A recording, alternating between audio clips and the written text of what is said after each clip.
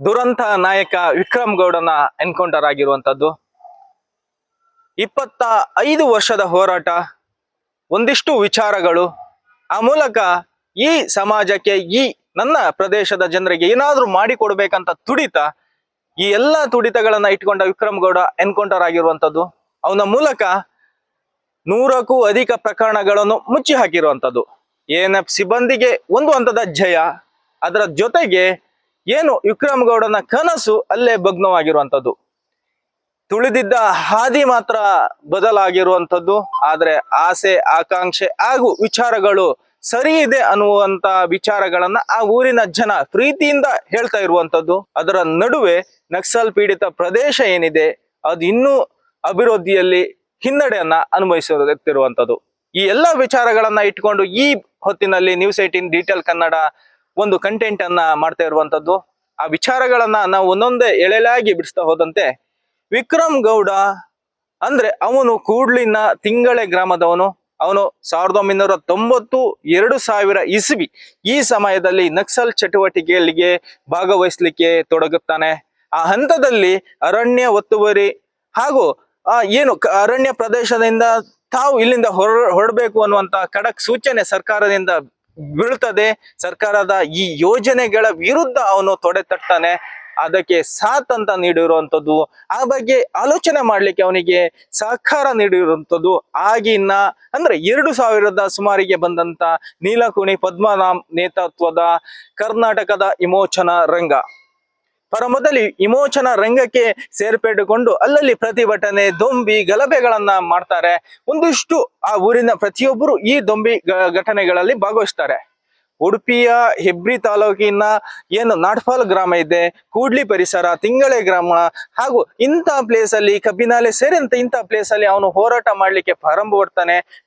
ಏನು ನಾಡ ಕಚೇರಿ, ಗ್ರಾಮ ಪಂಚಾಯತ್ ಹಾಗೂ ತಾಲೂಕು ಪಂಚಾಯತ್ಗಳಿಗೆ ಮುತ್ತಿಗೆಯನ್ನು ಹಾಕುವಂಥದ್ದು, ಪ್ರಾರಂಭ ದಿನದಲ್ಲಿ ಅದಕ್ಕೆ ವಿರುದ್ಧವಾಗಿ ಪ್ರತಿಭಟನೆಯನ್ನ ಮಾಡ್ತಾ ಇರುವಂತದ್ದು. ಅದನ್ನ ಮುಂದುವರಿಸಿಕೊಂಡಂತ ವಿಕ್ರಮ್ ಗೌಡನ ಜೊತೆ ಇಡೀ ಊರಿನ ಜನತೆಯು ಸಹ ಆಗಿನ ಕಾಲದಲ್ಲಿ ಇದ್ದಿತ್ತು. ಆದ್ರೆ ಏನು ಕರ್ನಾಟಕದ ವಿಮೋಚನಾ ರಂಗದ ಏನು ಈ ವಿಚಾರಧಾರೆಗಳನ್ನ ಒಂದಿಷ್ಟು ಲೇಖನಿಗಳು, ಕರಪತ್ರಗಳು, ಇನ್ನೊಂದು ಮತ್ತೊಂದು ಹೇಳಿಕೊಂಡು ಒಂದಿಷ್ಟು ಊರಿನ ಜನರು ಆ ಪ್ರತಿಭಟನೆಗೆ ಸಾಥನ್ನ ನೀಡಿದ್ರು. ಆದ್ರೆ ಬರುತ್ತಾ ವಿಮೋಚನಾ ರಂಗ ಬಂದೂಕಿನ ನಳಿಕೆಯನ್ನ ಇಂದ ಉತ್ತರ ಕೊಡ್ಬೇಕು, ನಮ್ಮ ಪ್ರಶ್ನೆಗಳಿಗೆ ಇದರಿಂದ ಉತ್ತರ ಕೊಡಲಿಕ್ಕೆ ಸಾಧ್ಯ ಅನ್ನೋ ರೀತಿಯಲ್ಲಿ ಸರ್ಕಾರದ ವಿರುದ್ಧವೇ ಬಂದೂಕಿನ ಉತ್ತರಕ್ಕಾಗಿ ಹೋರಾಟವನ್ನ ಪ್ರಾರಂಭಿಸ್ತಾರೆ. ಆ ಸಮಯದಲ್ಲಿ ಅಂದ್ರೆ 2000 ಇಸ್ವಿಯ ಸಮಯದಲ್ಲಿ ಊರಿನ ಜನತೆ ವಿಕ್ರಮ್ ಗೌಡನಿಗೆ ಸಾಥ್ ಕೊಡುವುದನ್ನ ಹಿಂದೆಳೆ ಹಾಕ್ತಾರೆ. ವಿಕ್ರಮ್ ಗೌಡ ಒಬ್ಬಂಟಿ ಆಗ್ತಾನೆ. ಆ ಒಬ್ಬಂಟಿ ವಿಕ್ರಮ್ ಗೌಡ ಏನು ಪ್ರಮೋಟ್ಗೊಂಡು, ಪ್ರಚೋದನೆಗೊಂಡು, ಅವನ ಲೇಖನಿಗಳು, ಪುಸ್ತಕಗಳನ್ನ ಓದಿದಂತ ವಿಕ್ರಮ್ ಗೌಡ ಸಂಪೂರ್ಣವಾಗಿ ನಕ್ಸಲ್ ಆಗಿ ಪರಿವರ್ತನೆ ಆಗ್ತಾನೆ. ಶೃಂಗೇರಿಯಲ್ಲಿ ನಡೆದಂತ ಆ ಲಾಠಿ ಚಾರ್ಜ್ ವಿಕ್ರಮನ ಇಡೀ ಭವಿಷ್ಯದ ದಾರಿಯನ್ನ ಬೇರೆ ದಾರಿಗೆ ಎಳೆದು ಹೋಗ್ತದೆ. ಅವನ ವಿಚಾರಧಾರೆಗಳನ್ನ ಬಂದೂಕಿನ ಮೂಲಕ ಉತ್ತರ ಕೊಡಬೇಕು ಅನ್ನೋ ರೀತಿಯಲ್ಲಿ ತೀವ್ರಗಾಮಿಯಾಗಿ ವಿಕ್ರಮ್ ಗೌಡ ಬೆಳಿತಾನೆ. ಆ ಬೆಳೆದ ಹಿನ್ನೆಲೆಯಲ್ಲಿ ವಿಕ್ರಮ್ ಗೌಡ ಸಂಪೂರ್ಣವಾಗಿ ನಕ್ಸಲ್ ಆಗಿ ಚಟುವಟಿಕೆಯಲ್ಲಿ ಭಾಗವಹಿಸ್ತಾನೆ. ಈ ವಿಚಾರ ನಾಡ್ಪಾಲಿನ ಕಬ್ಬಿನಾಲೆಯ ಒಬ್ಬೊಬ್ಬ ಜನರು ಅಂದ್ರೆ ಆ ಮಲೆಕುಡಿಯ ಸಮುದಾಯ ಇರ್ಬೋದು, ಆದಿವಾಸಿಗಳಿರ್ಬೋದು, ಹಾಗೆ ಊರಿನ ಜನತೆ ಈ ಕಥೆಯನ್ನ ಎಳೆಯಾಗಿ ಬಿಚ್ಚಿಡ್ತಾರೆ. ಇನ್ನೂ ಸಹ ಅದು ಪ್ರಸ್ತುತವಾಗಿ ಆ ದಿನ ನಡೆದಂತ ಏನು ಲಾಠಿ ಚಾರ್ಜ್ ಇದೆ ಆ ಕಾರಣದಿಂದವೇ ದುರಂತ ನಾಯಕ ಅಂತ್ಯ ಆಗಿರುವಂತದ್ದು ಅಂತ ಈ ಜನರು ಈಗೀಗ ಹೇಳ್ತಾ ಇರುವಂತದ್ದು. ಅಂದ್ರೆ ಆ ಉಲ್ಲೇಖ ಮಾಡ್ತಾ ಇರುವಂತ ವಿಚಾರಗಳೇನಿದೆ, ಅರಣ್ಯ ಒತ್ತುವರಿ ಇರ್ಬೋದು, ಹಾಗೆ ಸರ್ಕಾರದ ಕೆಲವು ನೀತಿಗಳು, ಯೋಜನೆಗಳ ವಿರುದ್ಧವಾಗಿ ಹೊರಟಂತ ವಿಕ್ರಮ್ ಗೌಡನಿಗೆ ಪೊಲೀಸರು ಒಂದಿಷ್ಟು ಹ್ಯಾರಾಸ್ಮೆಂಟ್ ಅನ್ನ ಮಾಡಿದ ಪರಿಣಾಮ ಅವನು ಊರಲ್ಲಿ ಇರೋದಕ್ಕಿಂತ ಹೆಚ್ಚಾಗಿ ಕಾಡಲ್ಲಿ ಇರ್ಲಿಕ್ಕೆ ಬಯಸ್ತಾನೆ. ಕಾಡಿಂದ ಅವನು ಊರಿಗೆ ಬರ್ಲಿಕ್ಕೆ ಹಿನ್ನೆಲೆಯನ್ನ ಮಾಡ್ತಾರೆ. ಆ ಕಾರಣದಿಂದ ಅವ ಕಾಡಲ್ಲಿ ಇರ್ತಾನೆ. ಅವನನ್ನ ಪೊಲೀಸರು ಹ್ಯಾರಾಸ್ಮೆಂಟ್ ಮಾಡಿದ ಪರಿಣಾಮವಾಗಿ ಅವನು ನಕ್ಸಲ್ ನಾಯಕನಾಗಿ ಪರಿವರ್ತನೆಗೊಳ್ತಾನೆ. ಆ ನಂತರ ಸಂಪೂರ್ಣವಾಗಿ ನಕ್ಸಲ್ ಆಗಿ ಪರಿವರ್ತನೆಗೊಂಡ ವಿಕ್ರಮ್ ಗೌಡ ಏನು ಕೇರಳ ಭಾಗಕ್ಕೆ, ಹಾಗೆ ಮಲೆನಾಡು ಮೇಲೆ ಶೃಂಗೇರಿ, ಕಿಗ್ಗಾ ಈ ಪ್ರದೇಶಕ್ಕೆ ಭೇಟಿ ಕೊಡ್ತಾನೆ. ಅಲ್ಲಿ ಇಷ್ಟು ನಕ್ಸಲರ ಸಂಪರ್ಕ ಬೆಳಿತಾನೆ. ಅಲ್ಲಿ ಸಾಕೇತ್ ರಾಜ್ ನಾಯಕತ್ವದಲ್ಲಿ ಅವನು ಒಂದಿಷ್ಟು ಕಾರ್ಯಾಚರಣೆ ಮಾಡ್ತಾರೆ. ಅಲ್ಲಲ್ಲಿ ದೊಂಬಿ ಗಲಭೆ, ಪೊಲೀಸ್ ಜೀಪಿಗಳನ್ನ ಬೆಂಕಿ ಹಾಕುವುದು, ಹಾಗೆ ರಸ್ತೆ ತಡೆ, ಕರಪತ್ರ, ಚುನಾವಣೆ ಬಹಿಷ್ಕಾರ ಇಂಥ ಚಟುವಟಿಕೆಯಲ್ಲಿ ಭಾಗವಹಿಸಿಕೊಂಡಂತ ವಿಕ್ರಮ್ ಗೌಡ ದೊಡ್ಡ ನಾಯಕನಾಗಿ ಬೆಳೆದಿರುವಂತದ್ದು. ಅವನು ಬಾಲ್ಯದು ಮತ್ತೆ ಈಗ ಗಮನಿಸಿಕೊಂಡಾದ್ರೆ ಅವನ ಅಂತ್ಯ ಮಾತ್ರ ದುರಂತವಾಗಿದೆ. ನಾವು ಅವನ ಜೀವನದ ಬಗ್ಗೆ ಎಳೆಯಾಗಿ ಗಮನಿಸ್ಕೊಂಡು ಹೋದ್ರೆ ಅವನು ಓದಿದ್ದು ಮಾತ್ರ 4ನೇ ಕ್ಲಾಸು. ಯಾವುದೇ ಹೆಚ್ಚಿನ ಎಜುಕೇಶನ್ ಅವನಲ್ಲಿ ಇರುವುದಿಲ್ಲ. ಕಡಿಮೆ ಎಜುಕೇಶನ್ ಅಲ್ಲಿ ಇರುವಂತಹ ಅವನು ನಕ್ಸಲ್ ಚಟುವಟಿಕೆಯಲ್ಲಿ ಭಾಗವಹಿಸ್ತಾನೆ. ಅದರ ಬಗ್ಗೆ ಹೆಚ್ಚಿಗೆ ದೊಡ್ಡ ಆಲೋಚನೆಗಳು ಹಾಗೆ ಸಾಹಿತ್ಯ ಏನು ಲೇಖನಿಗಳನ್ನ ಓದುವಂತ ದೊಡ್ಡ ಮಟ್ಟಕ್ಕೆ ಅಭಿರುಚಿಯನ್ನ ಹೊಂದಿರುವುದಿಲ್ಲ. ಆದ್ರೆ ಅವನು ತೀವ್ರಗಾಮಿಯಾಗಿರ್ತಾನೆ. ಆ ನಿಟ್ಟಿನಲ್ಲಿ ಅವನು ನನ್ನ ಧ್ಯೇಯ ಒಂದೇ, ಹಠ ಒಂದೇ ಅನ್ನುವಂತ ದೃಢ ನಿಶ್ಚಾರವನ್ನ ಮಾಡಿರುವಂತ ಅವನ ಅಂತ್ಯ ಆಗಿರೋದು. ಆದ್ರೆ ನಾವಿಲ್ಲಿ ಪ್ರಸ್ತುತ ಇಡೀ ವಿಕ್ರಮ್ ಗೌಡನ ಹಿಸ್ಟ್ರಿಯನ್ನ ಗಮನಿಸ್ಕೊಂಡಿದ್ರೆ ಅವನಿಗೆ ಗುರುಗಳಾಗಿರೋಂತ, ಆದ್ರೆ ಅವನಿಗೆ ಆ ಸಮಯದಲ್ಲಿ ಅವನಿಗೆ ಏನು ಸಹಕಾರ ನೀಡಿದ್ದ ಒಂದಿಷ್ಟು ಎಜುಕೇಟೆಡ್ ನಕ್ಸಲ್ಗಳಿದ್ದಾರೆ. ಅಂದ್ರೆ ಈಗ ಮುಖ್ಯವಾಹಿನಿಗೆ ಬಂದು ಸುಖಿ ಸಂಸಾರವನ್ನ ಮಾಡ್ತಿರುವಂತ ಕೆಲವು ನಕ್ಸಲ್ಗಳನ್ನ ಗಮನಿಸ್ಕೊಂಡಿದ್ರೆ ವಿಕ್ರಮ್ ಗೌಡನ್ನು ಮುಖ್ಯವಾಹಿನಿಗೆ ಆವಾಗ ಬಂದಿದ್ರೆ ಅವನ ಅಂತ್ಯ ಕಾಣುತ್ತಿಲ್ಲದಿತ್ತು.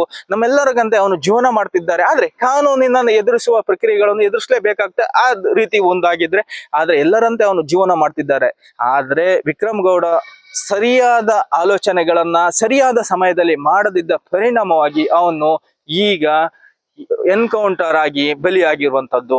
ವಿಕ್ರಮ್ ಗೌಡನ ಎನ್ಕೌಂಟರ್ ನಂತರ ಉಡುಪಿ ಜಿಲ್ಲೆಯಲ್ಲಿ ನಕ್ಸಲ್ನ ಚಟುವಟಿಕೆಗಳನ್ನ ಒಂದೊಂದೇ ಇತಿಹಾಸಗಳನ್ನ ತೆರೆದುಕೊಂಡು ಹೋದಂತೆ ಉಡುಪಿ ಜಿಲ್ಲೆಯಲ್ಲಿ ಸರಿಸುಮಾರು 2 ದಶಕಗಳ ಹಿಂದೆ ಅಂದ್ರೆ 2005ರ ಸುಮಾರಿಗೆ ಬೋಜಯ್ ಶೆಟ್ಟಿ ಹಾಗೂ ಅವರ ಅಳಿಯ ಸುರೇಶ್ ಶೆಟ್ಟಿಯವನ್ನ ಅವರ ಮರ್ಡರ್ ಆಗ್ತದೆ. ಅಂದ್ರೆ ನಕ್ಸಲ್ ಇನ್ಫಾರ್ಮರ್ ಅನ್ನುವಂತ ಕಾರಣಕ್ಕೆ ನಕ್ಸಲ್ ವಿಕ್ರಮ್ ಗೌಡನ್ನು ಸೇರಿದಂತೆ ಒಂದಿಷ್ಟು ನಕ್ಸಲರ ತಂಡ ಗೇಟಿನ ಎದುರೇ ಬೋಜ ಶೆಟ್ಟಿಯ ಮತ್ತೆ ಅವರ ಅಳಿಯನ್ನ ಹೊಡೆದುಡಿಸ್ತದೆ. ಅದರ ಪ್ರತೀಕಾರವಾಗಿ ಒಂದಿಷ್ಟು ಜಿಲ್ಲೆಯಲ್ಲಿ ANF ಅವರು ಕಾರ್ಯಾಚರಣೆಯನ್ನ ಮಾಡ್ತಾರೆ. ನಕ್ಸಲರನ್ನ ಹಿಡಿಬೇಕು ಅನ್ನೋ ರೀತಿಯಲ್ಲಿ ಮಾಡ್ತಾರೆ. ಅದರಲ್ಲಿ ವಿಫಲರಾಗ್ತಾರೆ. ಆದ್ರೆ ಬೋಜ ಶೆಟ್ಟಿ ಮತ್ತೆ ಅವರ ಅಳಿಯನ ಏನು ಹತ್ಯೆಯಿಂದ ಒಂದಿಷ್ಟು ಉಡುಪಿ ಜಿಲ್ಲೆ ತಲ್ಲಣ ಆಗ್ತದೆ. ಅದರ ನಂತರ 2008ರ ಸುಮಾರಿಗೆ ಏನು ನಕ್ಸಲರಿಂದ ಹತರಾಗಿರುವಂತ ವಿಚಾರಗಳನ್ನ ನಾವು ತಿಳಿತಾ ಹೋದಂತೆ 2008ರ ಸುಮಾರಿಗೆ ಸದಾಶಿವ ಗೌಡ ಅವರು ನಕ್ಸಲರಿಗೆ ಅಲ್ಲಿದ್ದಾರೆ ಇಲ್ಲಿದ್ದಾರೆ ಅನ್ನುವಂತ ಪೊಲೀಸರಿಗೆ ಮಾಹಿತಿಯನ್ನ ನೀಡ್ತಾರೆ ಅನ್ನೋ ಉದ್ದೇಶದಿಂದ ಅವರನ್ನ ಮನೆಯಿಂದ ದರ ಎಳೆದುಕೊಂಡು ಬಂದು ಕಾಡಿನಲ್ಲಿ ಕಟ್ಟಿ ಹಾಕಿ ಅವರನ್ನ ಕೊಲ್ಲಲಾಗ್ತದೆ. ಕೊಂದು ಆ ಬಾಡಿ ಸಿಗುವುದು ಮಾತ್ರ 16 ದಿನಗಳ ನಂತರ. ಸಂಪೂರ್ಣ ಕೊಳೆತ ಬಾಡಿಯನ್ನ ಸದಾಶಿವ ಶೆಟ್ಟಿ ಅವರ ಮನೆಯವರು ಗುರುತಿಸ್ತಾರೆ. ಆ ಮೂಲಕ 2ನೇ ಅಧ್ಯಾಯ ಆದ್ರೆ 3ನೇ ಭಾಗವಾಗಿ ಕೇಶವ್ ಇಡಿಯಾಲ್ರನ್ನು ಅಂದ್ರೆ ಅಮೋಸ್ಬೈಲ್ ಭಾಗದ ದೇವರಬಾಳು ಪರಿಸರದಲ್ಲಿ ಅವರನ್ನೂ ಸಹ ಮನೆಯಿಂದ ಎಳೆದು ಬಂದು ಕೇಶವ್ ಇಡಿಯಾಲ್ರನ್ನ ಹತ್ಯೆ ಮಾಡ್ತಾರೆ ಇದೇ ನಕ್ಸಲರ ತಂಡ.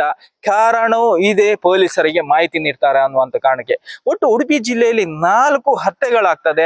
ಆ 4ರು ಸಹ ಪೊಲೀಸರಿಗೆ ಮಾಹಿತಿಯನ್ನು ನೀಡ್ತಾರೆ ಅನ್ನೋ ಒಂದು ಕಾರಣಕ್ಕೆ ನಕ್ಸಲರು ಅವರನ್ನ ಹತ್ಯೆ ಮಾಡ್ತಾರೆ. ಯಾವುದೇ ಅಂಜಿಕೆಗಳಿಲ್ಲದೆ, ಯಾವುದೇ ಫೀಲಿಂಗ್ಸ್ಗಳಿಲ್ಲದೆ ನೇರವಾಗಿ ಬಂದೂಕಿಂದ ಏನು ಅವರ ಹತ್ಯೆ ಮಾಡ್ತಾರೆ. ಗುಂಡನ್ನ ಹೊಡೆಯುವ ಮೂಲಕ ಅವರನ್ನ ಹತ್ಯೆ ಆಗ್ತದೆ. ಅದಕ್ಕೆ ಪ್ರತೀಕಾರವಾಗಿ ಪೊಲೀಸರು ಅಲ್ಲಲ್ಲಿ ಕಾರ್ಯಾಚರಣೆಯನ್ನು ಮಾಡಿ 6 ಜನ ಒಟ್ಟು ವಿಕ್ರಮ್ ಗೌಡನ ಸೇರಿ 6 ಜನ ನಕ್ಸಲರನ್ನ ಹೊಡೆದುರುಳಿಸಿಕೆ ಕಾರಣ ಆಗ್ತಾರೆ. ಅವರು ಹೊರಳಿಸ್ತಾರೆ. ನಾವು ಒಂದೊಂದೇ ಗಮನಿಸಿಕೊಂಡು ಹೋಗ್ಬೋದಾದ್ರೆ ಕುಂದಾಪುರದ ಏನು ದೇವರಬಾಳು ಪರಿಸರದಲ್ಲಿ ಕೇಶವ್ ಇಡಿಯಾಳ್ರ ಪ್ರತಿಯಾಗಿ ಅವರ ಅದೇ ಸರಿಸುಮಾರು ಕಾಲಘಟ್ಟದಲ್ಲಿ ಹಾಜಿಮಾ ಮತ್ತೆ ಪಾರ್ವತಿ ಅನ್ನುವಂತ ಇಬ್ಬರು ನಕ್ಸಲ್ ಮಹಿಳೆಯರನ್ನ ಎನ್ಕೌಂಟರ್ ಮಾಡ್ತಾರೆ. ಅಲ್ಲಿ ಯಶೋಧ ಅನ್ನುವಂತ ನಕ್ಸಲಿಯನ್ನ ಪೊಲೀಸರು ವಶಕ್ಕೆ ಪಡಿಸ್ಕೊಳ್ತಾರೆ. ಅವಳನ್ನ ಗಾಯಗೊಳಿಸಿ ಸಹ ವಶಪಡಿಸ್ಕೊಡ್ತಾರೆ. ಅದು ಕಾನೂನು ಪ್ರಕ್ರಿಯೆಗಳನ್ನ ಮಾಡ್ತಾರೆ. ಅದ್ರ ನಂತರ ಏನು ಕೂಡ್ಲು ಸಮೀಪದಲ್ಲಿ ಏನು ವಸಂತ್ ಗೌಡ ಅವನು ಈ ನಕ್ಸಲ್ ಚಟುವಟಿಕೆಯಲ್ಲಿ ಭಾಗವಹಿಸಿದ್ದಾನೆ. ಆ ಭಾಗದ ಕೆಲವರಿಗೆ ಏನು ಪೊಲೀಸರು ಇನ್ಫಾರ್ಮರ್ ಇದ್ದಾರೆ, ಅವರಿಗೆ ಬುಲೆಟ್ ಗನ್ ಅನ್ನ ಸಹ ಅವನು ಇಟ್ಟಿದ್ದಾನೆ. ಆ ಕಾರಣದಿಂದ ಅವನ ಖಚಿತ ಮಾಹಿತಿಯ ಮೇರೆಗೆ ಏನು ಕೂಡ್ಲು ಫಾಲ್ಸ್ನ ಸಮೀಪ ಆ ಆಸುಪಾಸಿನಲ್ಲಿ ಅವನನ್ನ ಎನ್ಕೌಂಟರ್ ಮಾಡ್ತಾರೆ. ಅದರ ನಂತರ ಏನು ಮುಟ್ಲುಪಾಡಿ ಅನ್ನೋ ಪ್ರದೇಶ ಇರ್ತದೆ. ಅಲ್ಲಿ ಉಮೇಶ್ ಮತ್ತೆ ಅಜಿತ್ ಕುಸುಬಿ ಇವರನ್ನ ಎನ್ಕೌಂಟರ್ ಮಾಡ್ತಾರೆ. ಒಟ್ಟು 5 ಪ್ರಕರಣ ಈ ಹಿಂದೆ ನಡೆದಿರುವಂತದ್ದು.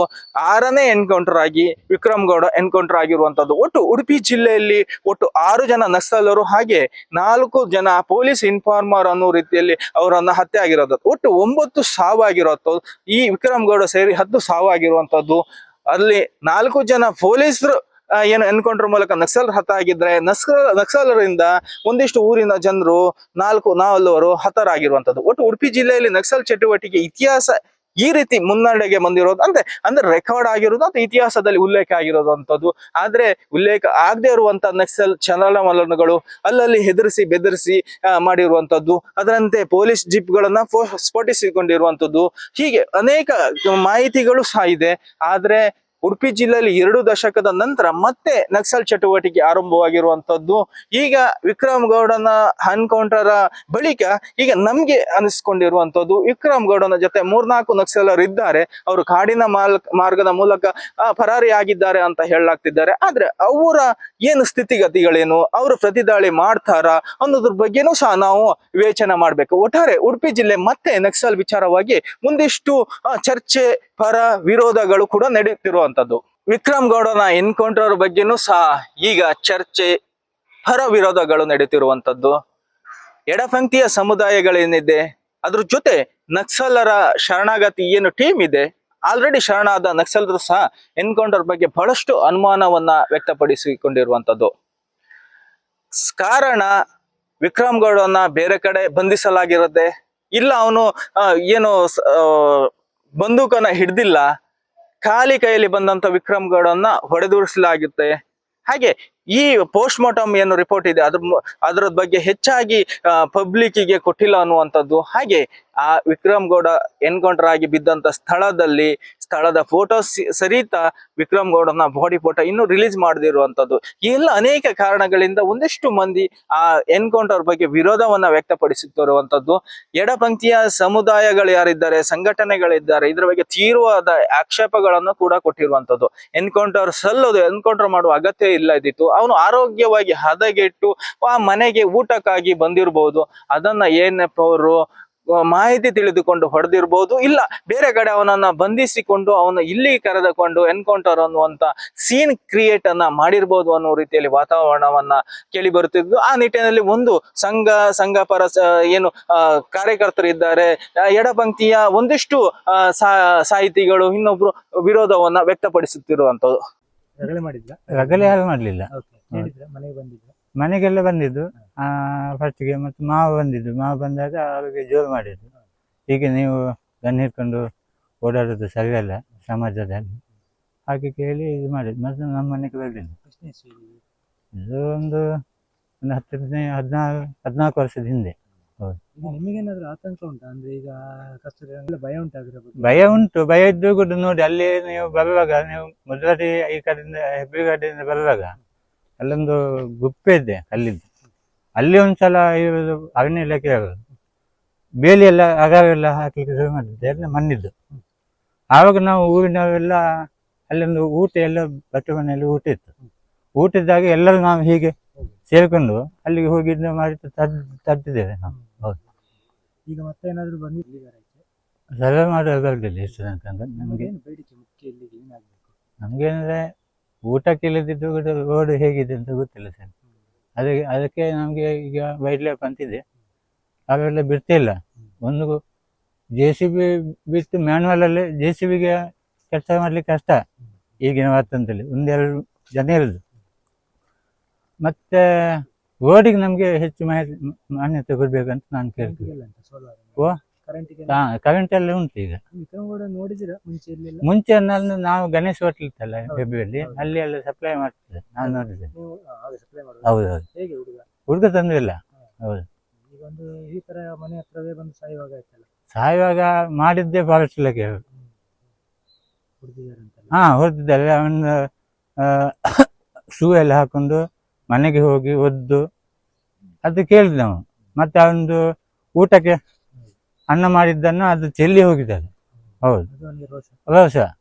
ಅಂದ್ರೆ ಯಾವುದೇ ನೀವು ಬಂದಾಗ, ನೀವು ನಿಮ್ಮಲ್ಲಿ ಮಾತಾಡುವಾಗ ನೀವೊಂದು ನಮ್ಮ ಪರವಾಗಿ ನೀವು ಬಂದಿದ್ದೀರಿ ಅಂತ ನಿಂತಾಗ ನಾನು ನಿಮ್ಮಲ್ಲಿ ಮಾತಾಡ್ಲೇಬೇಕಲ್ಲ. ಅವನಿಗೆ ಬಂದು ಮಾತಾಡಿದಾಗ ಮಾತಾಡಿ ಅದಕ್ಕೆ ಹಿಂಸೆ ಕೊಟ್ಟ. ಹಿಂಸೆ ಕೊಟ್ಟಿದೆ. ಆವಾಗ ನಾವಿನ ಮೊದಲಿಗೆ ಇನ್ನು DF ಇದ್ರು. ಹೌದು, ಅದು ಇಲ್ಲಿ ಮುಟ್ಲುಪಾಡಿಯಲ್ಲಿ ಒಂದು ಮೀಟಿಂಗ್ ಆಯ್ತು. ಮೀಟಿಂಗ್ ಅಲ್ಲಿ ಅವನು ಮಾತಾಡಿದಾಗೆ ಅವನ ಮೇಲೆ ಕಣ್ಣಿಟ್ಟು ಫಾರೆಸ್ಟ್ ಡಿಪಾರ್ಟ್ಮೆಂಟ್ ಅಲ್ಲಿ ಈಗ ಅಧಿಕಾರಿಗಳ ಕಿರುಕುಳ ಎಲ್ಲ ಕಮ್ಮಿ ಆಗಿದೆ. ಈಗ ಕಡಿಮೆ ಆಗಿದೆ, ಮತ್ತೆ ಒಳಗಿಂದ ಒಳಗೆ ಉಂಟಾ ಏನೆಲ್ಲ ಗೊತ್ತಿಲ್ಲ ಹಾಗೆ. ಹೌದು, ಸ್ವಲ್ಪ ನೋವಾಗುದಿಲ್ವಾ ವಿಕ್ರಮ್ಗೌಡ ಒಂದು ಇಲ್ಲೇ ಬಂದು ಸಾಯೋದು ನೋಡುವಾಗ ನಿಮಗೆ? ನೋವಾಗ್ತದೆ. ಎಂತ ಮಾಡಿದ್ವಿ, ಜಾತಿ ಮಗ ಅಲ್ಲ, ಈಗ ಎಲ್ಲ ಹೋರಾಟ ಮಾಡಿದ್ದೇನೆ. ಇಲ್ಲದ್ರೆ ನಾವು ಇಲ್ಲಿ ಅವನ್ನು ಹೋರಾಟ ಮಾಡಿದ್ದು ಕೂಡ ನಾವು ಇಷ್ಟ ತನಕ ಎಲ್ಲ ಹೋಗ್ತಿದ್ದೇವೆ ನಾವು. ಹೌದು, ಎಬ್ಬಿಸಿದ್ವಿ. ಈಗ ಒಂದು ಅವರೆಲ್ಲ ಸ್ವಲ್ಪ ಬಂದು ಹೋದ ಮೇಲೆ ಸ್ವಲ್ಪ ರಸ್ತೆ ಅದು ಇದೆಲ್ಲ ಆಯ್ತಾ ಏನಲ್ಲ ಸ್ವಲ್ಪ ಮಟ್ಟಿಗೆ ಕೆಲವರಿಗಾದ್ರು? ಇಲ್ಲ ನೋಡಿ, ಈಗ ನೋಡಿ ರೋಡ್ ಹೇಗಿದೆ ಅಂತ ನೋಡಿ. ನೀವೇ ನಡ್ಕೊಂಡು ಬಂದಿಲ್ಲ, ನಿಮ್ಗೆ ನಡ್ಕೊಂಡು ಬರ್ಲಿಕ್ಕೆ ಶೂ ಹಾಕೊಂಡು ಬಂದ್ರೆ ಎಡೆ ಬೀಳ್ತೀನಿ ನೀವು. ಆ ತರದಲ್ಲಿ ಇದೆ ರೋಡ್. ಮಳೆಗಾಲದ ದಿವಸ ಎಲ್ಲ ಒಂದು ಮಳೆ ಬಂತು, ಅದ್ರಲ್ಲಿ ಫುಲ್ ಕುಚ್ಚಕ್ಕೆ. ಹೌದು, ಈಗ ನೋಡಿ ನಮ್ಮ ಮನೆಯಿಂದ 3 ಮಕ್ಕಳನ್ನ ಕರ್ಕೊಂಡು ಹೋಗ್ಬೇಕು ಶಾಲೆಗೆ, ಇಲ್ಲಿಗೆ ಮಠ ದೇವಸ್ಥಾನದಲ್ಲಿ ಮಕ್ಕಳ.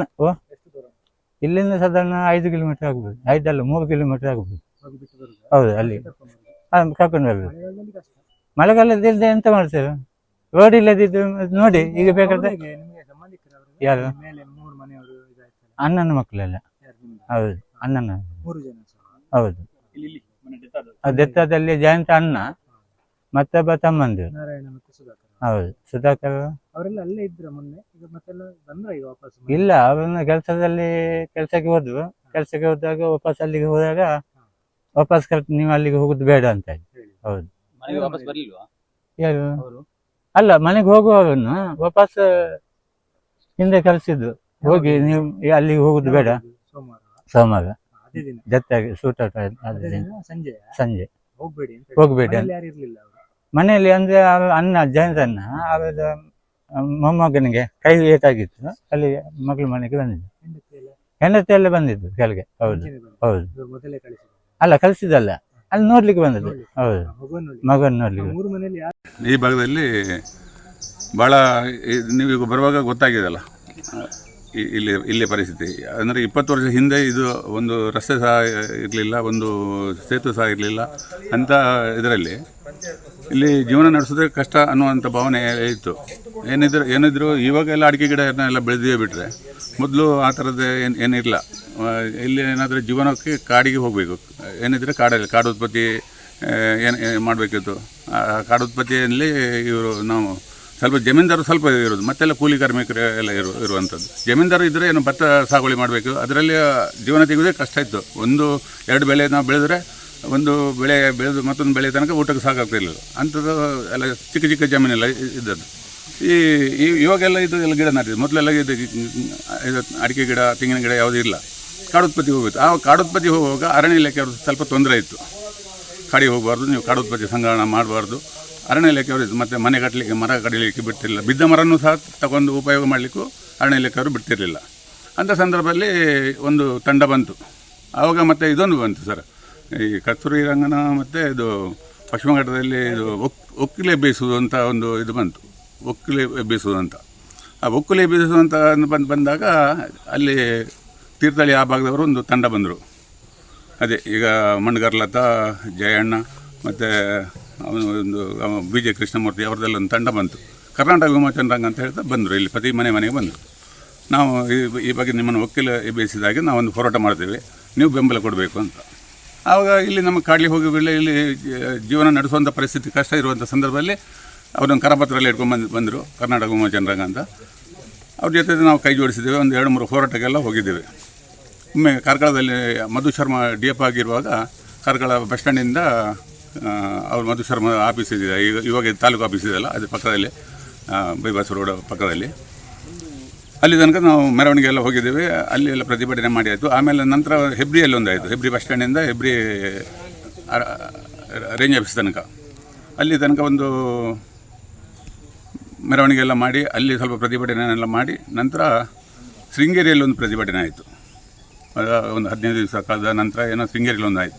ಇಡೀ ಊರಿನವರೆಲ್ಲ ನಾವು ಈ ಭಾಗದವರು ಸೇರಿಕೊಂಡಿದ್ವಿ. ಆ ಕಡೆ ಶೃಂಗೇರಿ ತಾಲೂಕಿನವರು ಕೆಲವರೆಲ್ಲ ಬಂದಿದ್ದರು. ಅಲ್ಲಿ ತಾಲೂಕು ಆಫೀಸಿಗೆ ಮುತ್ತಿ ಆಗಲಿಕ್ಕೆ ಅಂತ ಹೋಯ್ತು. ತಾಲೂಕು ಆಫೀಸು ಮುತ್ತಿ ಹಾಕುವಾಗ ನಾವು ಧರಣಿ ಎಲ್ಲ ಕೂತಿದ್ದು, ತಾಲೂಕು ಆಫೀಸಿಗೆ ಮುತ್ತಿ ಹಾಕುವಾಗ ಅಲ್ಲಿ ಪೊಲೀಸವರೆಲ್ಲ ಬಂದು ತಡೆದ್ರು, ಲಾಠಿ ಇಟ್ಕೊಂಡು ಅಲ್ಲಿ ತಡೆದ್ರು. ಆವಾಗ ಈ ಮಣ್ಕರ್ ಲತಾ ಮತ್ತು ಮತ್ತೊಬ್ಬರು ಅವನ ಹೆಸರು ನನಗೆ ಸರಿಯಾಗಿ ಗೊತ್ತಿಲ್ಲ ಈಗ, ಅವರು ಒಂದೊಂದು ಸಲ ಒಂದೊಂದು ಹೆಸರು ಹೇಳ್ತಾರೆ. ಲಾಠಿ ಹಿಡಿದು ಎಳೆದ್ರು, ಪೊಲೀಸರು ಜಗ್ಲಲ್ಲಿದ್ದರು, ಕೆಳಗೆ ಬಿದ್ದರು. ಆವಾಗ ಲಾಠಿ ಚಾರ್ಜ್ ಶುರುವಾಯಿತು. ಲಾಠಿ ಚಾರ್ಜ್ ಶುರುವಾದಾಗ ನಾವು ಅಲ್ಲಿಂದೆಲ್ಲ ಓಡಿ ಹೋದ್ವಿ. ಕೆಲವ್ರನ್ನೆಲ್ಲ ಬಂಧಿಸರು, ಯಾರು ಓಡಿ ಹೋಗ್ಲಿಕ್ಕೆ ಆಗಲಿಲ್ಲ ಅವ್ರನ್ನೆಲ್ಲ ಬಂಧಿಸಿರು. ಆ ನಂತರ ಇವರೊಂದು 15 ದಿವಸ ಬಿಟ್ಟು ಈ ಭಾಗಕ್ಕೆ ಬಂದರು. ಈ ಭಾಗಕ್ಕೆ ಬರುವಾಗ ದೊಡ್ಡ ಬ್ಯಾಗೆಲ್ಲ ಹಾಕೊಂಬಂದರು. ಅದರಲ್ಲಿ ಅವ್ರು ಹೇಳಿದ್ರು, ನೀವು ಯಾವುದಕ್ಕೂ ಹೆದರಬಾರ್ದು, ನಮ್ಮ ಹತ್ರ ಅದುಂಟು ಇದುಂಟು, ವೆಪನ್ನೆಲ್ಲ ನಮಗೆ ತೋರಿಸಿದರು. ನಾವು ವೆಪನ್ ಕಂಡ ತಕ್ಷಣ ನಾನು ಹೇಳಿದೆ, ಇದಕ್ಕೆ ನಮಗೆ ಸಹಕಾರ ಕೊಡೋದಿಲ್ಲ, ನೀವು ವೆಪನ್ ಬಿಟ್ಟು ಬನ್ನಿ, ನಾವು ಸಾಮಾಜಿಕವಾಗಿ ಹೋರಾಟ ಮಾಡುವ ಅನ್ನುವಂಥ. ಮತ್ತು ನಾನು ಅಂತಲ್ಲ, ನಮ್ಮ ಜೊತೆ ಇದ್ದವರು ಕೆಲವರೆಲ್ಲ ಅದೇ ಥರ ಹೇಳಿದರು, ನೀವು ಬಂದೂಕನ್ನು ಬಿಟ್ಟು ಬನ್ನಿ, ಹೋರಾಟ ಮಾಡುವ, ನಾವು ನಮ್ಮ ಭೂಮಿ ನಮ್ಮ ಹಕ್ಕು ಇದರಲ್ಲಿ ನಾವು ಹೋರಾಟ ಮಾಡುವ ಅನ್ನೋ ವಿಷಯದಲ್ಲಿ ನಾವು ಮಾತಾಡ್ತಿದ್ವಿ. ಕಡೆಗೆ ಇಲ್ಲ, ನಮ್ಮ ಹತ್ರ ಅದು ಉಂಟು ಇದು ಉಂಟು ಅಂತೆಲ್ಲ ಹೇಳಿದರು. ಕಡೆಗೆ ಆಯ್ತಲ್ಲ, ಅಲ್ಲೊಂದು ಎನ್ಕೌಂಟ್ರ್ ಆಯಿತು, ಇಲ್ಲಿ ಎನ್ಕೌಂಟ್ರ್ ಆಯಿತು, ಈದಲ್ಲಿ ಆಯಿತು, ಮತ್ತು ಇಲ್ಲಿ ಅಮಾಸವೆಲ್ ಹತ್ರ ಒಂದು ಸಿದ್ದಾಪುರ ಹತ್ರ ಅಲ್ಲಿ ಎನ್ಕೌಂಟ್ರ್ ಆಯಿತು. ಕಡೆಗೆ ನಾವು ಅವರ ಸಂಘಟನೆ ಕೆಲವರಂತೂ ದೂರ ಮಾಡಿದೆ. ಇವ ಅವರು ಸಕ್ರಿಯ ಆಗಿ ಇದ್ದಿರಬೇಕು. ಚಿಕ್ಕಮಗಳೂರಿನವರು SP ಅವರು ಮತ್ತು ಇವರು ಉಡುಪಿಯವರೆಲ್ಲ ಬಂದಿರು. ಚಿಕ್ಕಮಗಳೂರು SP ಅವರೆಲ್ಲ ತುಂಬ ಪೆಟ್ಟೆಲ್ಲ ಹೊಡೆದ್ರು. ಬೆಳಿಗ್ಗೆ ಒಂದು 5-6 ಗಂಟೆಗೆ ಪೆಟ್ಟೆಲ್ಲ ಹೊಡೆದು ಕಡೆಗೆ. ಆ ನಂತರ ಅವರು ಮತ್ತು ಅವ್ರು ಬಂದಾಗ ಅವ್ರ ಜೊತೆ ಹೋದ. ಮತ್ತು ನಮ್ಮ ಕಣ್ಣಿಗಂತೂ ಕಾಣಲಿಕ್ಕೆ ಸಿಗಲಿಲ್ಲ. ಅದು ಒಳ್ಳೆ ಅವನು ಇದೆ, ನಮ್ಮ ಜೊತೆನೆಲ್ಲ ಕೆಲಸ ಮಾಡ್ಕೊಂಡು ಇದ್ದ ಒಳ್ಳೆಯನಾಗಿದೆ. ಮತ್ತು ಸೇರಿದ ನಂತರ ಅವನ ಮುಖನ ನಾನಂತೂ ನೋಡಿಲ್ಲ. ಮತ್ತು ಅವನು ತಂಡ 2 ಸಲ ಸಿಕ್ಕಿದೆ. ಒಮ್ಮೆ ನನಗೂ ಬೆದರಿಸಿದೆ, ನಾನು ಪೊಲೀಸಿಗೆ ಮಾಹಿತಿ ಕೊಡ್ತೇನೆ ಅಂತ ಹೇಳಿ ಅವ್ರ ತಂಡ ಬಂದು ಬೆದರಿಸಿದ. ನನಗೆ ಮುಟ್ಲಪಾಡಿಯಲ್ಲಿ ಇದಾಯ್ತಲ್ಲ, ಅವನ ಎನ್ಕೌಂಟ್ರ್ ಆಯಿತು, ವಸಂತ ಗೌಡ. ಅವ ನನಗೆ ಬಂದೂಕು ಇಟ್ಟಿದ್ದಾನೆ. ರಾತ್ರಿ ಬರುವಾಗ ಅವರು ಹೀಗೆ ಸುತ್ತ ರೌಂಡ್ ಹರಿದ್ರು. ಕಡೆಗೆ ಅವಳು ಅವಳ ಹೆಸರು ಸುಂದರಿ, ಅವಳು ಹೇಳಿದ್ರು ಗನ್ ತೆಗಿ ಅಂತ ಹೇಳಿದ್ರು. ಕಡೆಗೆ ಅವಳು ಗನ್ ಕಳೆದಿದ್ದ. ನಾನು ಹೇಳಿದೆ, ನೀವು ಈಗ ಹೋರಾಟ ಮಾಡೋದು, ನಾನು ಹೇಳಿದ್ದೇನೆ ನಿಮಗೆ ಸ್ಟಾರ್ಟಿಂಗಲ್ಲಿ ಹೇಳಿದ್ದೇನಲ್ಲ, ಅದೇ ಥರ ಹೋರಾಟ ಮಾಡುವಾಗ ನಾನು ಬರ್ತೇನೆ, ನೀವು ಗನ್ನನ್ನು ಹೊರಗಿಟ್ಟು ಬರಬೇಕು, ಹೋರಾಟ ಮಾಡೋಣ ಅಂತ ನಾನು ಹೇಳಿದೆ. ಆಮೇಲೆ ನನ್ನ ಹೆಂಡತಿಗೆ 2ನೇ ಹೆರಿಗೆ ಆಗಿತ್ತು. ಆ ಸಮಯದಲ್ಲಿ ಬಂದು ಅಲ್ಲಿ ನನ್ನ ಮನೆಯಲ್ಲಿ, ಅಲ್ಲಿ ಕೂಡ್ಲಲ್ಲಿ, ಅವನು ವಿಕ್ರಮಗೌಡ ಮನೆ ಪಕ್ಕದಲ್ಲಿ ನನ್ನ ಹೆಂಡತಿ ಮನೆ, ಅಲ್ಲಿ ಅವ್ರು ಬಂದು ಹೇಳಿದ್ರಂತೆ. ಇವ ಬಂದಿಲ್ಲ, ವಿಕ್ರಮಗೌಡ ಮತ್ತೆ ಕಣ್ಣಿಗೆ ಕಾಣಿಸ್ತಿಲ್ಲ, ಅವನು ಅಲ್ಲಿ ಮನೆಗೆ ಬಂದಿಲ್ಲ. ಅವ್ರು ತಂದವರು ಹೇಳಿದ್ರಂತೆ, ನಿಮ್ಮ ಗಂಡನಿಗೆ ಸ್ವಲ್ಪ ಬುದ್ಧಿ ಹೇಳಿ, ಅಲ್ಲಿ ಅವನಿಗೆ ಶೇಷನಿಗೆ ಮಾಡಿದಲ್ಲ, ಅವ್ನು ಊಟ ಕೂದುವಾಗ ನನ್ನ ಕೈ ಕಾಲೆಲ್ಲ ಬಡ್ದು ಎಲ್ಲ ಇದು ಮಾಡಿದಲ್ಲ, ಶೇಷನೆ ಮಾಡಿದ ಗತಿ ನಿನ್ನ ಗಂಡನಿಗೆ ಮಾಡಿದ್ರೆ ನನ್ನ ಹೆಂಡತಿ ಹತ್ರ ಬೆದರಿಕೆ ಹಾಕಿ ಹೋಗಿದ್ದಾರೆ. ಆ ನಂತರ ನನಗೆ ಕಾಣಲಿಕ್ಕೆ ಸಿಗಲಿಲ್ಲ. ಎಷ್ಟು ವರ್ಷ ಆಯಿತು ಮನೆ ಬಿಟ್ಟು? ಅವನ ಸಾಧಾರಣ 20-25 ವರ್ಷ ಆಗ್ಬೋದು, 25 ವರ್ಷ. ಅದರ ಜೊತೆಗೆ ಆ ಪ್ರದೇಶ ಏನಿದೆ, ಉಡುಪಿ ಜಿಲ್ಲೆ ಹೆಬ್ರಿಯ ನಾಡ್ಪಾಲು ಕೂಡ್ಲು, ಈ ಪ್ರದೇಶ ಇನ್ನು ಆ ನಕ್ಸಲ್ ಪೀಡಿತ ಪ್ರದೇಶವಾಗಿ ಗುರುತಿಸಿಕೊಂಡಿದ್ರು ಸಹ ಅಭಿವೃದ್ಧಿಯಲ್ಲಿ ಬಹಳಷ್ಟು ಹಿನ್ನಡೆ ಆಗಿರುವಂತದ್ದು. ಆ ಪ್ರದೇಶ ಯಾವುದೇ ಅಭಿವೃದ್ಧಿಯನ್ನ ಇನ್ನು ಕಾಣದೇ ಇರುವಂತದ್ದು. ಕೆಲವೊಂದು ಅಭಿವೃದ್ಧಿ ಆಗಿರ್ಬೋದು, ಆದ್ರೆ ಅದಕ್ಕೆ ಮತ್ತಷ್ಟು ಮೂಲಭೂತ ಸೌಕರ್ಯಗಳನ್ನ ಕಲ್ಪಿಸುವ ಅಗತ್ಯಗಳಿದೆ. ಇಲ್ಲ ಅಂತ ಹೇಳಿದ್ರೆ ಆ ಜಾಗದ ಮಟ್ಟಿಗೆ ಸರಿತೂಕವಾದ ಒಂದು ಒಳ್ಳೆ ಪ್ಯಾಕೇಜ್ ಅನ್ನ ಸರ್ಕಾರ ಕೊಟ್ಟಿದ್ರೆ ಅಲ್ಲಿಯ ಜನರು ಏನಿದ್ದಾರೆ, ಒಂದು 100 ಜನ ಹೆಬ್ರಿಯ ಅರಣ್ಯದಂಚಿನ ಪ್ರದೇಶದಲ್ಲಿ ವಾಸವಾಗಿರ್ತಾರೆ.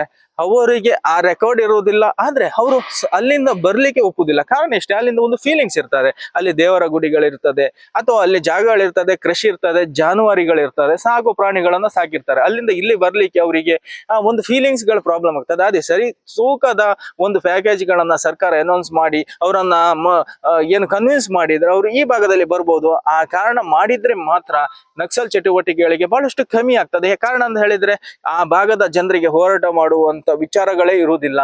ಆ ವಿಚಾರಗಳು, ಇಂಥ ವಿಚಾರಗಳಿಂದ ವಿಕ್ರಮಗೌಡ ನಕ್ಸಲ್ ಆಗಿ ಪರಿವರ್ತನೆ ಆಗಿದ್ದು. ಆದ್ರೆ ಆವಾಗಿಂದ ಈವಾಗಿನ ತನಕ, ಅಂದ್ರೆ 2 ದಶಕದ ತನಕ ಅಲ್ಲಿಯ ಅಭಿವೃದ್ಧಿಗಳೇನಿದೆ, ಅಲ್ಲಿಯ ವಸ್ತುಸ್ಥಿತಿಯ ಚಿತ್ರಣಗಳು ಈಗ ಸೇಮ್ ಇರುವಂತದ್ದು. ಒಟ್ಟಾರೆ ಆ ಪ್ರದೇಶ ಅಭಿವೃದ್ಧಿಗೊಳಿಸಿದ್ರೆ ಮಾತ್ರ, ಇಲ್ಲ ಅಲ್ಲಿ ಇರುವಂತ ಜನರಿಗೆ ಸೂಕ್ತ ಪ್ಯಾಕೇಜ್ಗಳನ್ನ ನೀಡಿ ಈ ಭಾಗದಲ್ಲಿ ಸ್ಥಳಾಂತರಗೊಂಡಿದ್ರೆ ಅವರು ಸಂಪೂರ್ಣವಾಗಿ ಯಾವುದೇ ಮಾನಸಿಕವಾಗಿ ನೊಂದೆ ಒಳ್ಳೆ ರೀತಿಯಾಗಿರ್ತಾರೆ. ಅವ್ರಿಗೆ ಈಗ ಪರಿಸ್ಥಿತಿಯನ್ನು ಹೇಳಿದ್ರೆ ಏನಪ್ಪ ಇರ್ಬೋದು, ಪೊಲೀಸರ ಬಂದೂಕಿನ ನಡಿಕೆ ಎದ್ರೆ ಭಯ ಪಡುವ ವಾತಾವರಣ. ಕಾರಣ ನಕ್ಸಲರು ನಿಮ್ಮ ಮನೆಗೆ ಬಂದಿದ್ರ ರೇಷನ್ ಕೊಟ್ಟಿದ್ರ ಅನ್ನುವಂತ ಪೊಲೀಸರ ಪ್ರಶ್ನದ ಉತ್ತರದ ಕೊಡುವ ಜೊತೆಗೆ ನಕ್ಸಲರು ಆ ಭಾಗದಲ್ಲಿ ಬಂದ್ರೆ ಅವರು ಬಂದೂಕು ಹಿಡ್ಕೊಂಡು ನನಗೆ ಊಟ ಕೊಡಿ, ರೇಷನ್ ಕೊಡಿ ಅನ್ನುವಂತ ಹೇಳುದು. ಒಟ್ಟಾರೆ ಅವರು ತ್ರಿಶಂಕು ಸ್ವರ್ಗದಲ್ಲಿ ಬದುಕುತ್ತಿರುವಂತ ವಾತಾವರಣ ಅಲ್ಲಿ ನಿರ್ಮಾಣವಾಗಿರುತ್ತಂಥದ್ದು. ಒಟ್ಟು ಉಡುಪಿ ಜಿಲ್ಲೆಯಲ್ಲಿ ಇತಿಹಾಸ ಮತ್ತೆ ಪ್ರಸ್ತುತ ನಕ್ಸಲ್ನ ಏನು ಚಟುವಟಿಕೆಗಳನ್ನ ಏನು ಗಮನಿಸ್ತಾ ಹೋದಂತ ಹೇಳಿದ್ರೆ, ಮುಂದಿಷ್ಟು ಅಭಿವೃದ್ಧಿ ಆದ್ರೆ ಮಾತ್ರ, ಇಲ್ಲ ಅರಣ್ಯದಂಚಿನ ಪ್ರದೇಶದ ಮನೆಗಳಿಗೆ ಸೂಕ್ತ ಬದುಕಿನ ಭದ್ರತೆ ಕೊಟ್ಟಾಗ ಮಾತ್ರ ಈ ಎಲ್ಲ ಸಮಸ್ಯೆಗೆ ಪರಿಹಾರ ಅನ್ಬಹುದು.